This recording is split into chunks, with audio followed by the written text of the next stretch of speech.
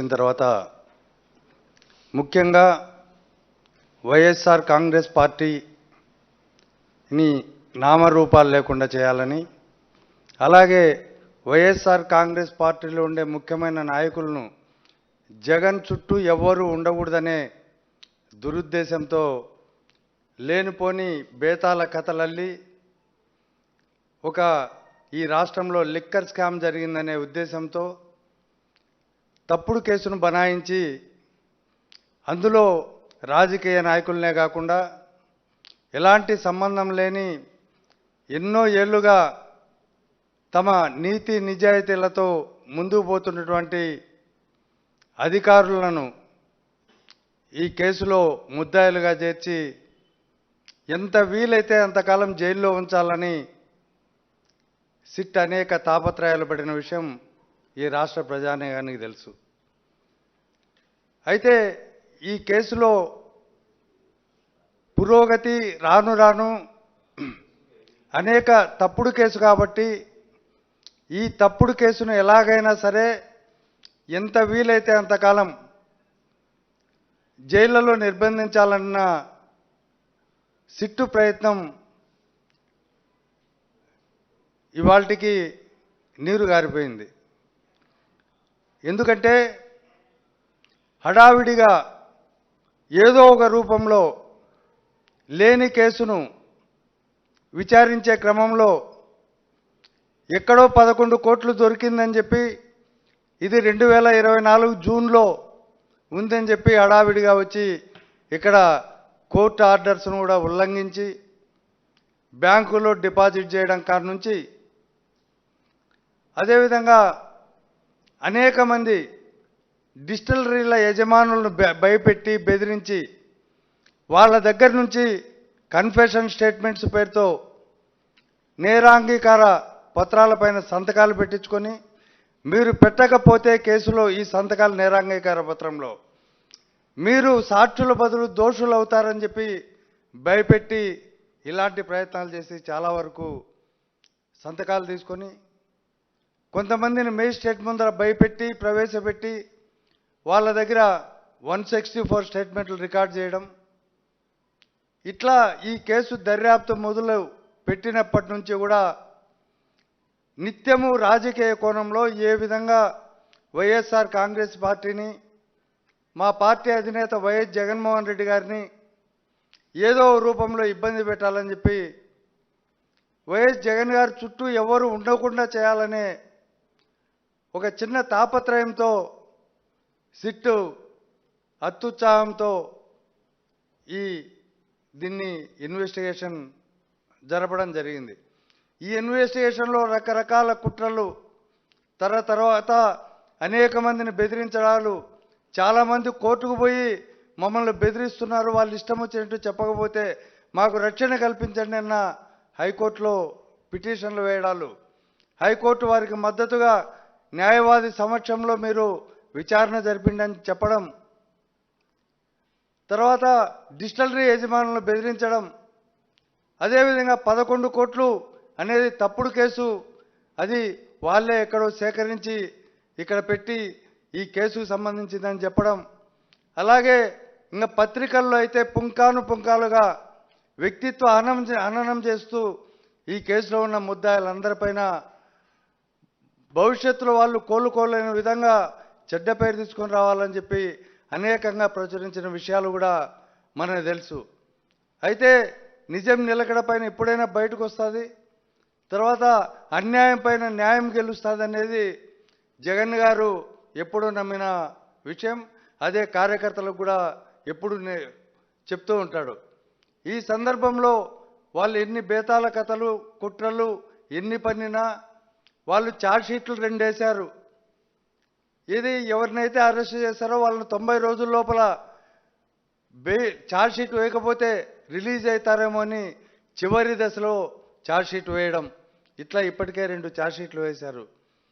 ఆ ఛార్జ్షీట్లను కూడా సక్రమంగా దర్యాప్తే సక్రమంగా జరిగింటే కదా వాళ్ళు ఛార్జ్షీట్లు సరిగా వేయడానికి. కాబట్టి ఏదో ఒకటి వేయాలని చెప్పి ఛార్జ్షీట్లు 90వ రోజు 88వ రోజు అత్యుత్సాహంగా వేయడం, వాటన్నిటిపైన మేజిస్ట్రేట్ అక్కడ ఏసీబీ జడ్జి గారు దానిపైన దాదాపు 21 అభ్యంతరాలు పెట్టి ఇన్ని అభ్యంతరాలు ఉన్నాయి, వీటన్నింటినీ మీరు ఈ అభ్యంతరాలు లేకుండా తీసుకురండి, ఛార్జ్షీట్ అప్పుడు పరిశీలిస్తామని చెప్పడం, ఈ వాటన్నింటినీ రిటర్న్ చేయడం జరిగింది ఈ ఛార్జ్షీట్స్ని. కాబట్టే డిఫాల్ట్ బెయిల్ వేస్తే ఇవాళ దీంట్లో ఐఏఎస్ ఆఫీసర్గా ఉన్నటువంటి ధనుంజయ రెడ్డి గారు, ఓఎస్డీగా ఉన్నటువంటి కృష్ణమోహన్ రెడ్డి గారు, అలాగే భారతీ సిమెంట్స్ డైరెక్టర్గా ఉన్నటువంటి బాలాజీ గోవిందప్ప గారికి బెయిల్ ఇవ్వడం జరిగింది ఇవాళ ఏసీబీ కోర్టు. కాబట్టి దీన్ని బట్టి స్పష్టంగా అర్థమయ్యేది ఏంటంటే తప్పుడు కేసుల ద్వారా, తర్వాత సాక్షులను బెదిరించడం ద్వారా, తర్వాత మీకు ఇష్టం వచ్చినట్టు మీరు దర్యాప్తులో ఏది పడితే అది రాయడం, ఎలా పడితే అలా చేయాలని చూస్తే చట్టం ఒప్పుకోదని చెప్పి, కాబట్టి ఆ చట్ట ప్రకారం మీరు ఛార్జ్షీట్ వేయలేదని చెప్పే ఉద్దేశంతోనే ఏసీబీ కోర్టు మీ ఛార్జ్షీట్ను తిరస్కరించిందని, అదేవిధంగా మీరు ఇలాంటి తప్పుడు కేసులు పెట్టి వైఎస్ఆర్ కాంగ్రెస్ పార్టీని కానీ, దాన్ని వెనుకున్న నాయకులను కానీ, ప్రజానీకాన్ని కానీ ఎవరిని కూడా మీరు భయపడించలేరు. అదేవిధంగా న్యాయం ఎప్పుడూ నిలకడపైన గెలుస్తుందని ప్రగాఢంగా నమ్మే మన జగన్మోహన్ రెడ్డి గారి నాయకత్వంలో ఈ పార్టీ మరింత ముందుకు దూసుకుపోతుందని చెప్పి మీ కట్టుకథలను ఎప్పటికప్పుడు ఎండగడుతూ ముందుకు పోతూనే ఈ పార్టీ ఉంటుందని చెప్పి తెలియజేస్తూ, హెచ్చరిస్తూ, భవిష్యత్తులోనైనా ఏసీబీ వాళ్ళు, సిట్టు వాళ్ళు ఇట్లాంటి తందాన పైన ఎవరైతే రాజకీయ నాయకులు చెప్తారో, ఎవరైతే మీ పొలిటికల్ బాసులు చెప్తారో, ఎవరైతే మీ ఉన్నతాధికారులు చెప్తారో వాళ్ళు తప్పించుకుంటారు, కానీ మీరు అడ్డంగా బుక్ అయ్యేది ఖాయం. కాబట్టి ఇప్పటికైనా సాక్ష్యాధారాలు వాటిని బేస్ చేసుకుని మాత్రమే మీరు ఈ దర్యాప్తు కొనసాగించాలని చెప్పి మేము వైఎస్ఆర్సీపీ లీగల్ సెల్గా కోరుతున్నాం. తప్పుడు కేసు అనేది ట్రయల్లో విచారణ సందర్భంగా తెలుస్తుంది. అయితే ఈ మధ్య కాలంలోనే వాళ్ళ కుట్రలో భాగంగా ఎవరినో ముగ్గురిని అరెస్ట్ చేస్తారు. చేసిన తర్వాత వాళ్ళని 90 రోజులు జైల్లో ఉంచిన తర్వాత ఆ ముగ్గురిపైనే ఛార్జ్షీట్ వేయడం, తర్వాత మరో ముగ్గురిపైన ఛార్జ్షీట్ వేయడం, అట్లా 2 దశల్లో ఇప్పుడు ఛార్జ్షీట్లు వేశారు. ఈ ఛార్జ్షీట్లు వేయడంలో కూడా వాళ్ళ హడావిడిగా ఎలాంటి సబ్స్టాన్షియల్ ఎవిడెన్స్ సబ్స్టాన్షియేట్ చేసేదానికి ఎలాంటి సాక్ష్యాధారాలు కోర్టుకు సమర్పించలే. అదేవిధంగా వాళ్లకు గవర్నమెంట్ నుంచి కావాల్సిన శాంక్షన్ను కూడా వాళ్ళు పొందలేదు. కాబట్టి వీటన్నిటిపైన ఈ సెక్షన్లు ఎట్లా వీళ్లకు వర్తిస్తాయి అని చెప్పి కూడా కోర్టు నిరాకరించడంతో ఆ ఛార్జ్షీట్లు తీసుకోవడానికి రిటర్న్ చేయడం వల్ల వీళ్ళందరికీ బెయిల్ వచ్చింది. భవిష్యత్తులో ఈ కేసు కూడా ఇదే విధంగానే ఈ తప్పుడు తడకలతో వేసిన కేసు భవిష్యత్తులో కోర్టులో నిలవదు. ఇది ఖచ్చితంగా కొట్టివేస్తారు. ఎందుకంటే దర్యాప్తే పొలిటికల్ మోటివ్తో జరుగుతుంది. ఒక పొలిటికల్ వెండెట్టా పెట్టుకొని ఎవరిని ముద్దాయిలను ముందు ఫిక్స్ చేసుకొని తర్వాత మాత్రమే ఈ కేసులో ముద్దాయిలను చేరుస్తున్న పరిస్థితి ఉంది. కాబట్టి ఖచ్చితంగా ఈ తప్పుడు కేసు న్యాయస్థానాల ముందు వీగిపోతుందని మేము భావిస్తున్నాం. వాంగ్మూలాల కథ మొదటి నుంచి చెప్తున్నాం, అన్ని తప్పుడు వాంగ్మూలాలే.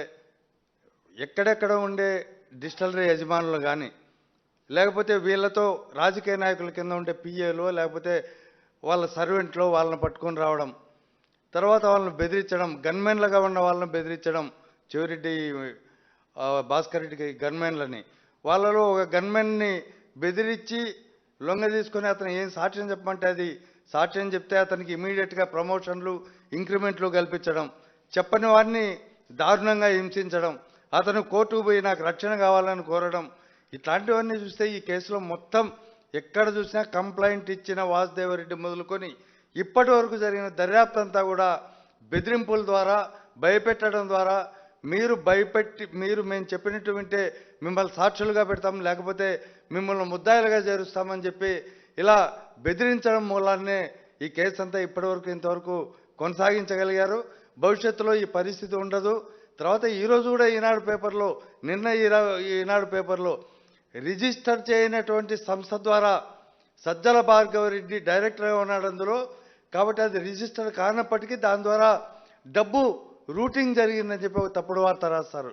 ఇంత దుర్మార్గంగా పత్రికలు వ్యక్తిత్వ హననం చేస్తున్నాయి.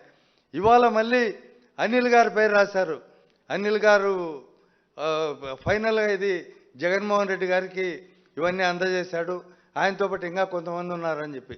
ఇట్లా సబ్స్టాన్షియేట్ ఎవిడెన్స్ లేకుండా రోజు వ్యక్తిత్వ హననం చేసేదాన్ని ముందు ప్రజల్లో మా పైన వైఎస్ఆర్సీపీ పైన జగన్మోహన్ రెడ్డి గారి పైన తప్పుడు ప్రచారం చేసి వాళ్ళ పబ్బం గడపాలని చెప్పి ఓవైపు ఎల్లో మీడియా, దానికి కాపు కాసే రాజకీయ నాయకులు, వాళ్ళకు కాపు కాసే పోలీస్ డిపార్ట్మెంట్ ఇవాళ తీవ్రంగా ప్రయత్నం చేస్తుంది.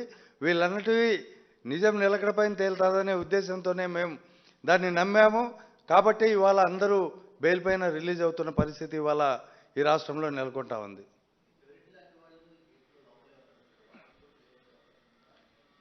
వాళ్ళకి బెయిల్ వేయలేదు. చెవిరెడ్డి భాస్కర్ రెడ్డి వాళ్ళు కూడా భవిష్యత్తులో బెయిల్ వేస్తాం. అందరికీ ఇదే వర్తిస్తుంది.